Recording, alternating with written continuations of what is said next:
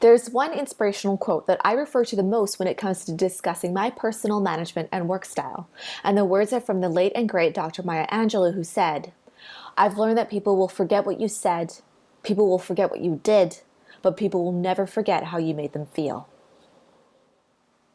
I have generally found this to be true. As managers and production staff, if people are forgetting what we say and do, how can we ensure that our teams feel like we value them as crew members, appreciate their contributions, and respect their opinions? As it turns out, it all comes down to listening. Easy to say, surprisingly challenging for management and leaders to do properly. When it comes to listening in leadership, David Whyte says, "The core act of leadership must be the act of making conversations real. The conversations of captaincy and leadership are the conversations that forge real relationships between an organization and the world it serves.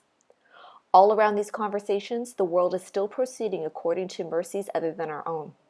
This is the ultimate context to our work. The cliff edge of mortality is very near. Everything is at stake, and everything in creation, if we are listening, is in conversation with us to tell us so." I put the emphasis on "if we are listening," since Whyte adds it in such a gentle, cautionary way. The if of it all.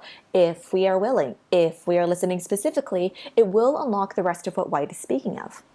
It's an invitation, really. Do you want to be superlative? Are you realizing the magnitude of your situation? Then listen first. As Celeste Headley reminds us in We Need to Talk, listening to someone doesn't mean agreeing with them. The purpose of listening is to understand, not to endorse. Supporting this, Amy Cuddy, social psychologist and the speaker behind the second most viewed TED Talk of all time, says, "Real listening can't happen unless we have a sincere desire to understand what we're hearing. And that's not an easy thing to manage because it requires us to suspend judgment, even when we're feeling frustrated or scared or impatient or bored, and even when we feel threatened or anxious about what we are about to hear because we think we know it or because we don't know it." Listening is so important that Stephen R. Covey, author of self-help classic The 7 Habits of Highly Effective People, literally makes it one of the 7 habits. Indeed, habit 5 is seek first to understand, then be understood. Covey's emphasis on listening is unmistakable.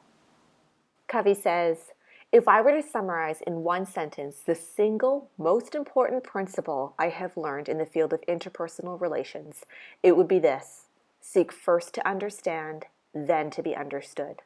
This principle is the key to effective interpersonal communication."